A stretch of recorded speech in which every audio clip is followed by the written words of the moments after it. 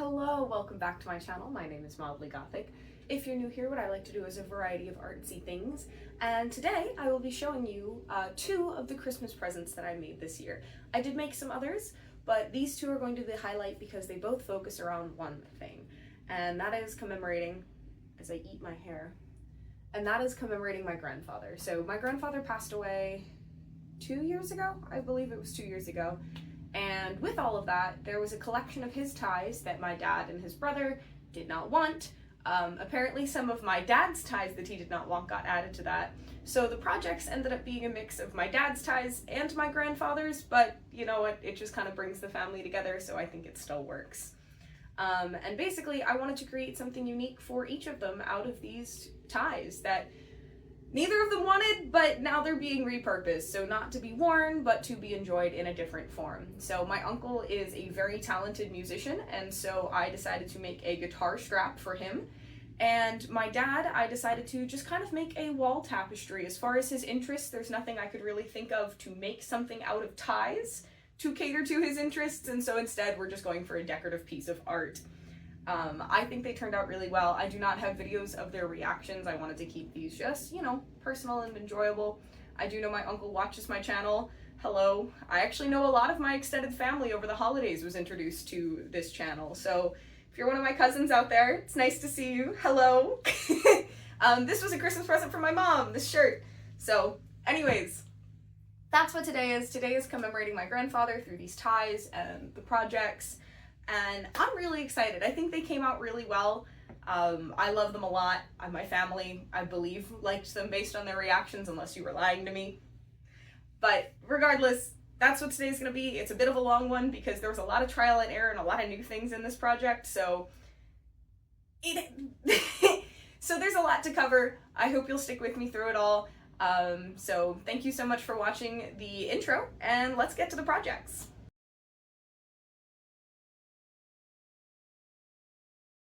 So here is the super cheap basic guitar strap that I bought on Amazon. I'm going to be using this as my base. Now I do have a concern of I am using silk ties, and this is a much coarser material. So I'm going to be using the correct needle on my sewing machine for the silk because I don't want to damage it, but I'm just hoping I don't run into any problems doing this.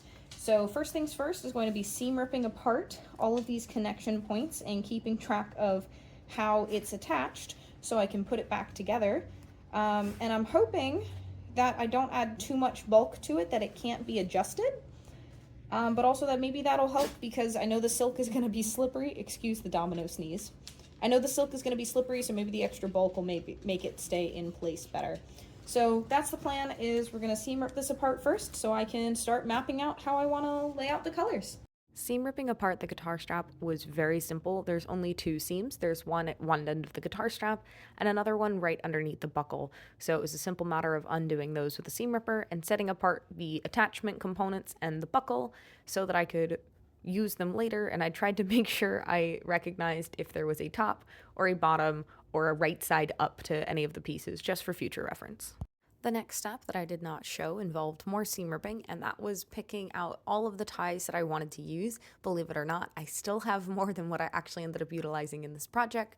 Seam ripped them all the way down the middle, separated out the inner lining, and then this is the after that is I ironed all of them flat because they did have those creases where the ties were folded, so I needed to iron them all flat so that I had just nice, plain pieces of fabric to work with. So all of the ties that I want to use are seam ripped and ironed, and I have them all laid out here. So the next part is figuring out how much I need of each one. So this is the color spread I think I'm going to go with, and I have the guitar strap right here, and it's not quite long enough. So basically I'm going to do this once and then figure out how I want to repeat the rest of it. And my plan is I think it'll be boring if it's just basically horizontal across the guitar strap. So what I'm going to do is angle it. So I have figured out with this one, and they're super, super light marks, but there are marks on here to here. That is about the one chunk that I need so that it'll wrap around fully on both sides. So I'm going to cut probably bigger than that just because I want to make sure I have enough seam allowance. And then I seam all of these together on the side so I have one big strip before I worry about getting anything attached to this. So I have all of the diamonds laid out along the full length of my ironing board, and actually, depending on the amount of space and seam allowance that I use, I will be able to get one of each tie, which I think is what I'm going to do. So from this end all the way here, coming down to this one, there is another diamond there. It just doesn't quite fit on the table. So what I'm going to do next is pin these in sets of 2. So these two, these two, and etc. And then I'll sew those 2 sets together, and then I'll pin 2 sets of 2s together, and then go so on until I have everything fully assembled. Not attached to this, just attached to each other. I made sure to pay attention to the right sides of the ties when I was laying out all of my diamonds, so I did not need to be concerned about right sides together when pinning them together, because if I simply flipped the first one onto the second one, my right sides would be together and I could just go from there with no problem.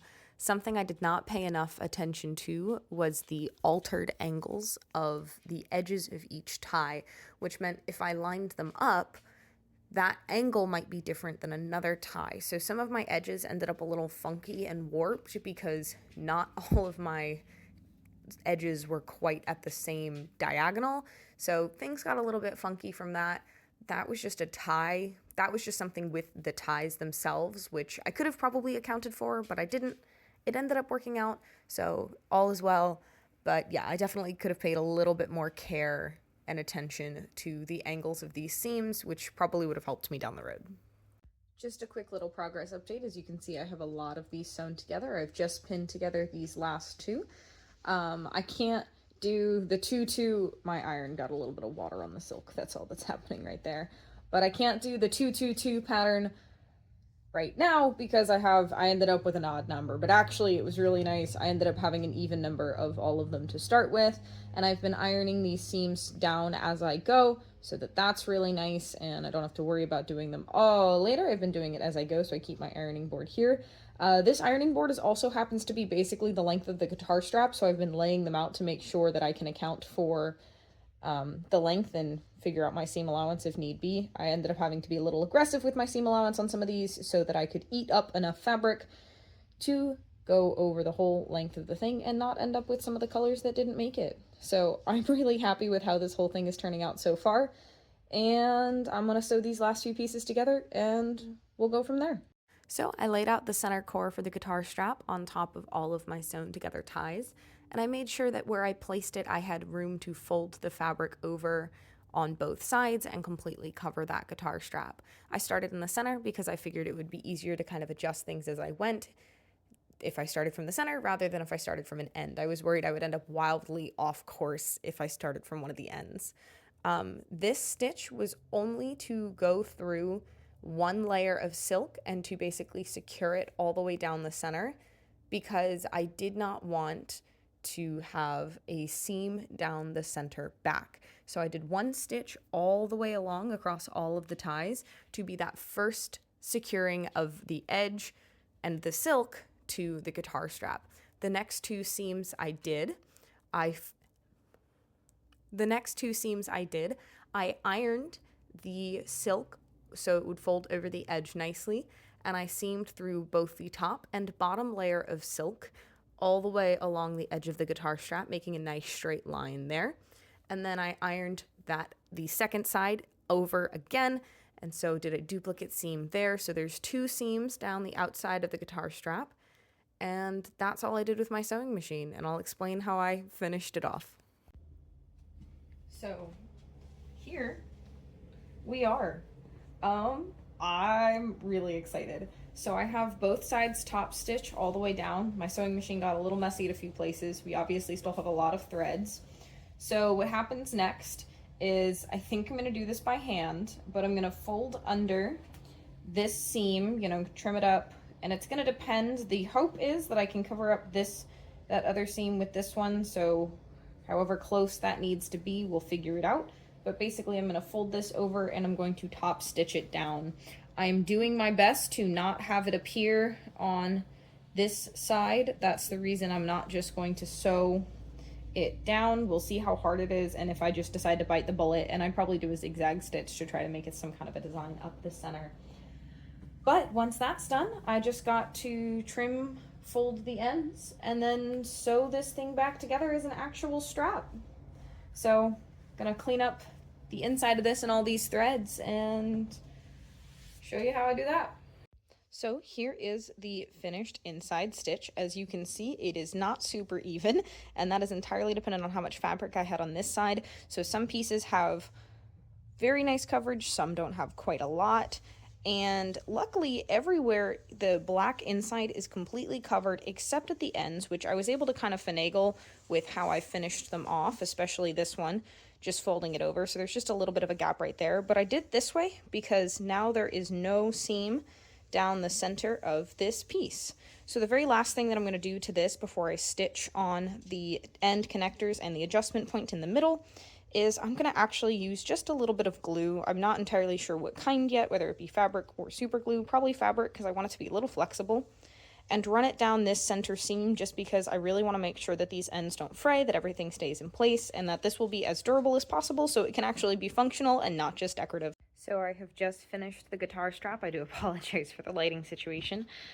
So I kept all of the tags from all of the ties because I thought they might be useful. I didn't throw out anything from the ties, and in fact, I did use them. I picked two from the same brand because one, they were the most unique in coloring, and two, I just liked them. And I used those to cover up the attachment points on the outer visible part of the guitar strap, just so it wasn't this, random stitched block on the front. It was something nice and pretty.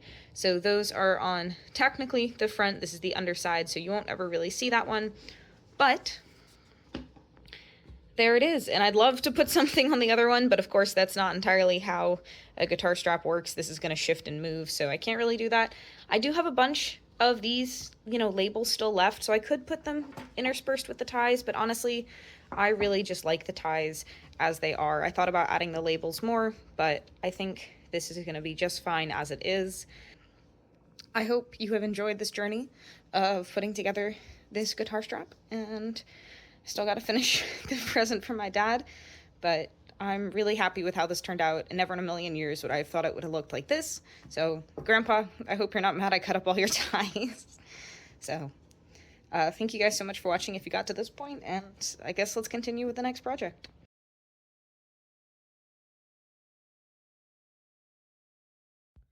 So the body of this is going to be, I think, comprised out of these 4 ties. These are the darkest of the ties that I have, and also some of the slightly more neutral in pattern and texture. And I know this one does not look super neutral, but in comparison to something like this, even though this is darker in tone, I think this is just a little bit too loud. So I think I'm going to stick with these 4 for the body of the frog. And so now I am going to make myself a template. So what I've got here may seem kind of small. These are my hands for reference, but I'm not looking to make this massive. 1, for my own sanity, 2, for time, and 3, because I know my parents' house and I know there may not be, there's wall space, but I want to be respectful of giving somebody else something I want them to display. So what I have here is the outline of my little dude, and these lines that I've drawn here are where I think I'm going to put the breaks of the fabric. And as I'm staring at it, I don't know about that one, because none of the rest of these are at the lines, because I think it'll be prettier if it's not. I guess we'll see. So the intention is I'm basically going to cut out extra, my seam allowance, around all of these, and I'm going to sew him together at those points. And he's just gonna vibe until I get the rest of it done, which is the backing and the way I'm gonna do this. Because I'm going to top stitch this frog down on top. So I have 4 different ties here, and I have 1, 2, 3, 4, 5, 6, 7, 8, technically, spots where I need different colors, and I think I'm going to make this foot, I'm going to bring it up to that part of the leg, just so he's wearing little pants. I might change basically the outline of this, but this is what I'm starting with for the frog. as far as how the frog is going to get put together.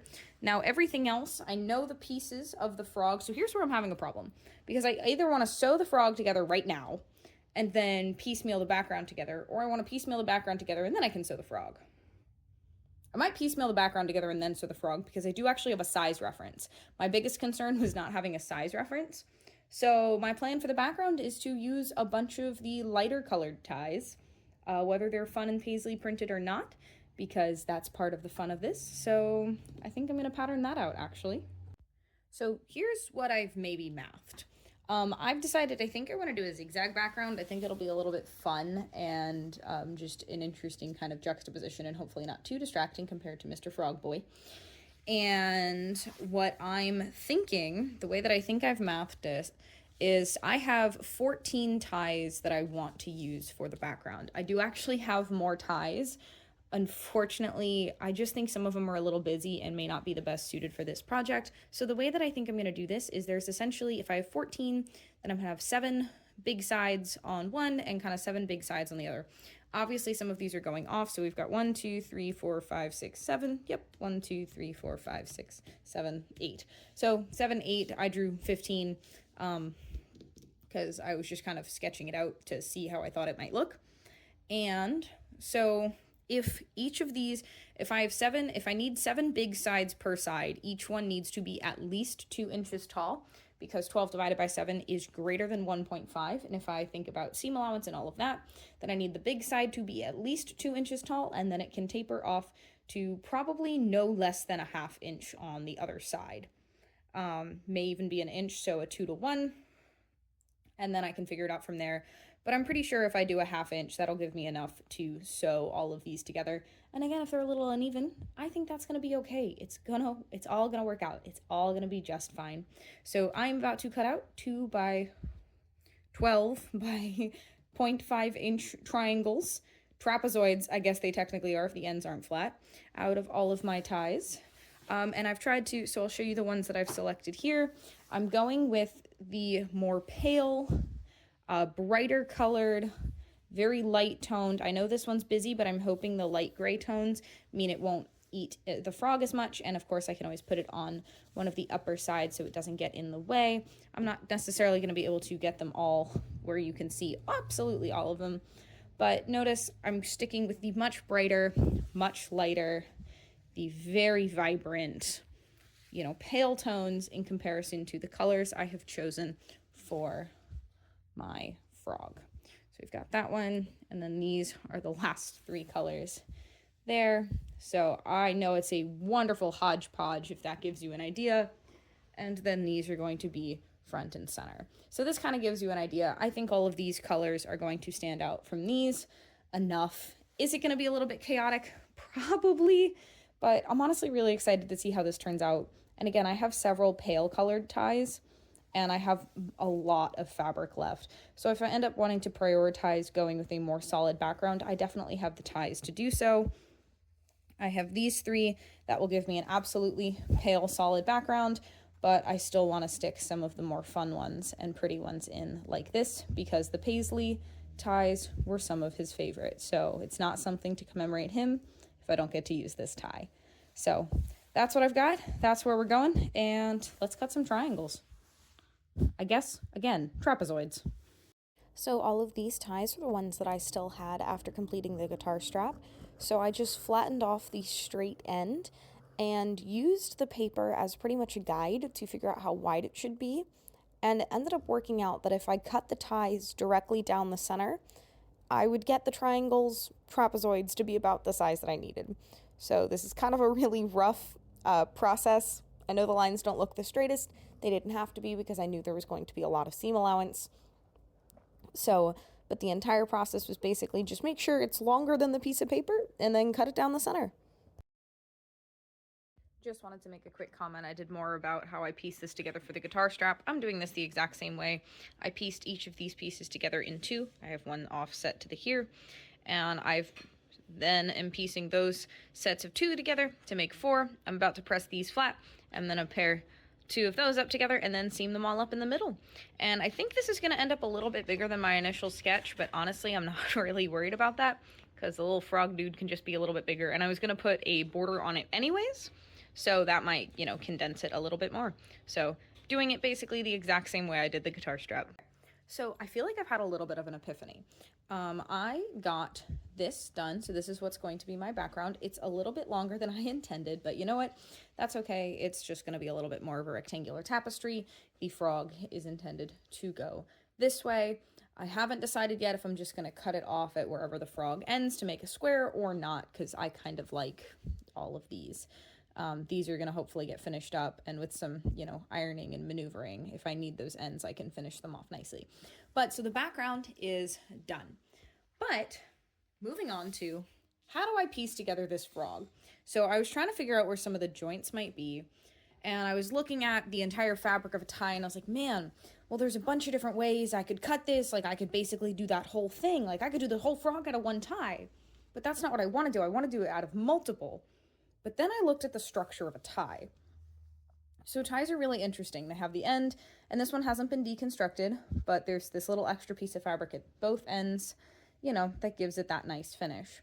Well, on the skinny end of a tie, when you get down to a certain point, there's also this seam and also this seam. So these two seams, if you can see them right there. Hi, camera. Can we focus maybe? So these two seams occur very high up in the tie. But what they also do is give me small pieces of length. And most of the ties I wanted to use for this already had a good chunk of this end cut off because of how I made the guitar strap. So what it left me with, when I seam ripped those seams open, is I now have a bunch of puzzle pieces. I now have a long section and a small section for each of the 4 tie colors that I wanted to use for this. I got a long section and a short section, and a long section, with the exception being this one. This tie did not make it into the guitar strap, and so for this one, I have a long section and a very long section. So he's definitely getting used in the frog. So I'm looking forward to this a lot more now, because I feel like now I'm just putting together a puzzle. A lot of the geometry questions are going to be answered based on how much fabric I have. And this is what I'm going to use. I don't want to use anything outside of this for putting the frog together, and I don't think I'll have to, which is the brilliant thing. So the tie's geometry is really going to help me out in this case. And that's the back side of my fabric. That's the nice and shiny top. So I'm going to have to get these all nice and ironed so they're flat, so I can manipulate them a little bit easier. The other thing I think I'm going to do is I'm going to cut this frog out. I'm going to cut him out of the piece of paper so that I can lay him on top of the colors, and probably use my wonderful tailor's chalk, of which I have 2 colors. I'll probably use the white one, to kind of outline on the silk and get my pattern for this, because I want a little bit of a seam allowance so it can get folded under, all that jazz, yada yada. But yeah, so that's where I am. I now have puzzle pieces, and I have my pattern, or the puzzle to solve, and I'm gonna put it together.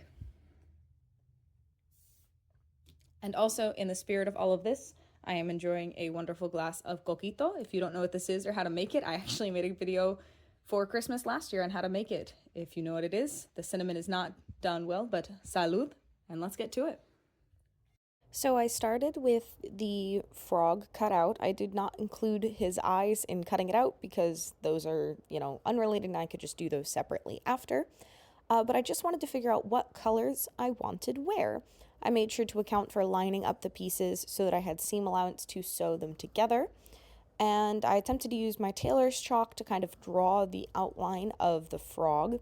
I had to be very careful here because it does take a good bit of pressure for the chalk to mark. However, silk stretches, and so if you apply pressure and drag it, then it stretches and it might end up kind of in the wrong place.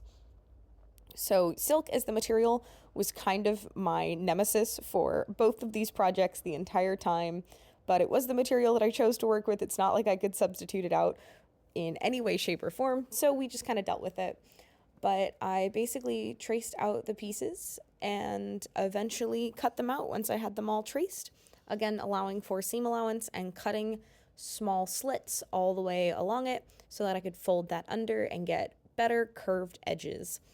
But the frog was really interesting. It definitely took a while to get all of the pieces, organized and planned, and I was panicking the entire time that nothing was going to work. So I'm really, really happy with how the frog came out. I think the ties worked wonderful, and he definitely looked a lot better before. But yeah, having the paper template was absolutely the best thing I could have done for myself in this situation, and these small pieces of ties really just kind of worked like a puzzle, and I was able to put it all together. So what I got here is this little ragdoll dude. Is this gonna work the way I think? Who knows? But he's got all of his limbs, and if you'll notice, all the little pieces are sewn together, and all of these little extra flimsy bits are because that's where he's gonna get sewn onto the background. So this is the first time we'll be able to see if we can actually see the little frog guy, and I think we can. I think that looks pretty cool. So now I just got to figure out his placement on here. Originally, he was intended to go... He looks so silly. His little legs. Come on, little dude. All right. Originally, he was intended to go like so, and so I just got to figure out if that's where I want him, or if I want him to go sideways. Now, all of these edges are going to, so he's not going to be quite this big.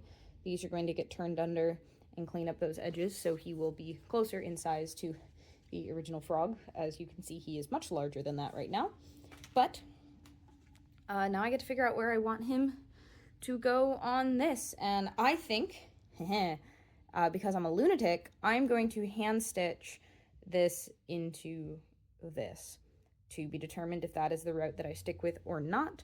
I just want to make sure that I have the most control over all of this. So I'm going to figure out where I want the frog to go. So I was pretty stressed about pinning the frog to the background because I didn't want to worry about like stretching it or moving it, because it is pretty important that it stays flat. I didn't want to have any accidental buckling between any of the ties. So what I decided to utilize, instead of just pins, because pins do kind of warp the fabric, you have to, raise, so there is a bubble, so it's not lying flat. What I decided to do was a basting stitch. So a basting stitch is just large stitches across any layers that you wish to keep in place. And you just kind of cover it very loosely with this stitch. It's designed to help keep everything nice and flat. It's a super great idea when working with these really slippery materials. And as I was basting this together, I also incorporated the inside of the ties. There's a material giving structure to the inside of the ties, and I included that on the back of the frog because I was worried about potential warping or something.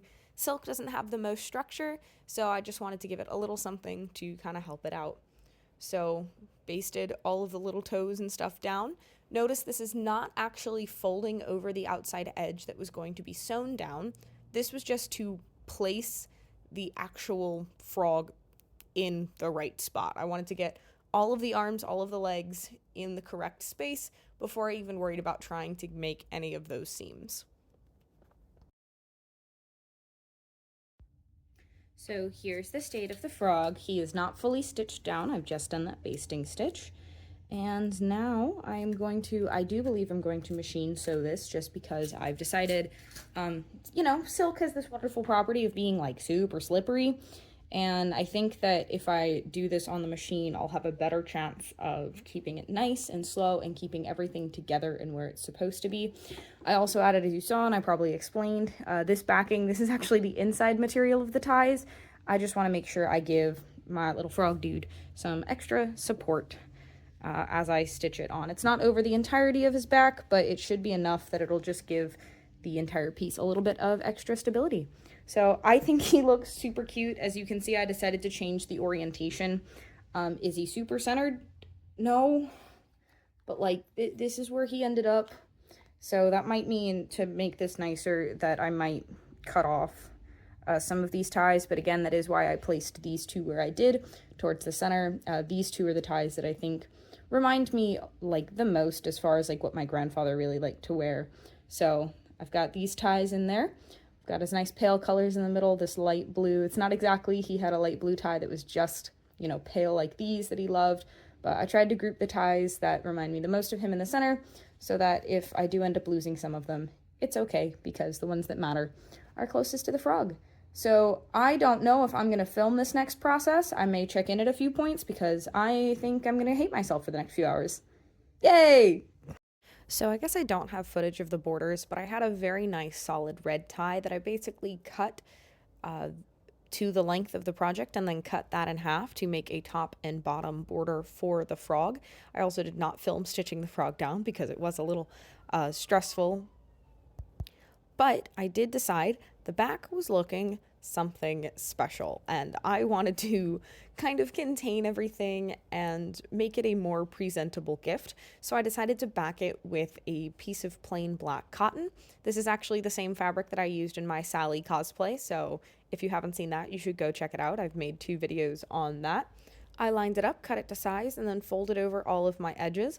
I did 2 seams for all of these just so I could do one to kind of stitch it down, and then I rolled it under and stitched it again. So that way there was no exposed silk edges, and I used a dark red thread because it went the best with the border and kind of blended into the ties along the vertical sides.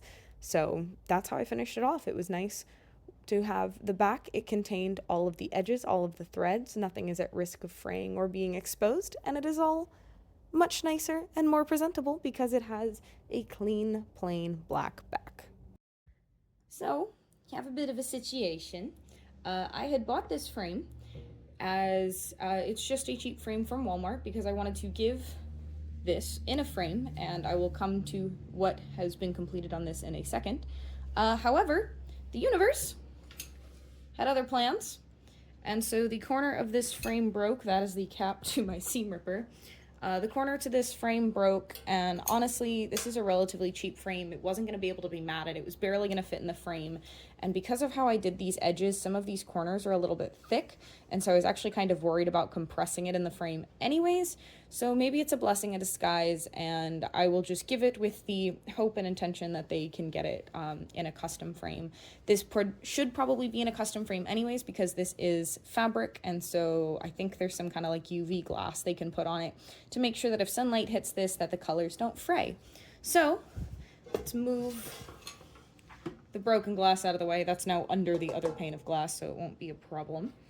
And let's quickly talk about how I finished this. So if you'll notice, the back is all nice and gorgeous. That way, if they do get this, framed one, it looks better as a present to give it to someone with as few stray ends as possible. There's a few that still need to be cut. And if you'll notice, there's 2 seams along all of these edges.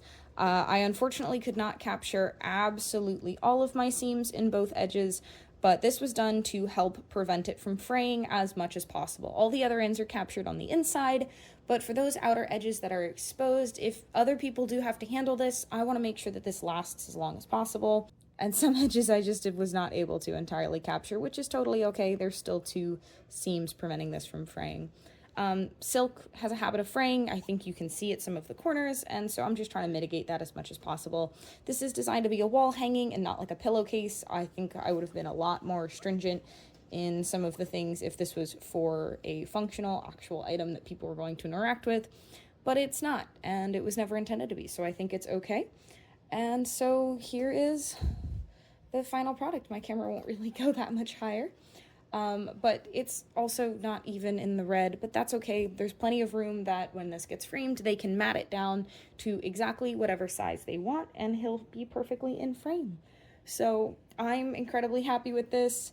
I literally leave for home in a few days, so I'm very happy to have this finished. And that's all of my Christmas projects. So I'm really happy with how this one turned out.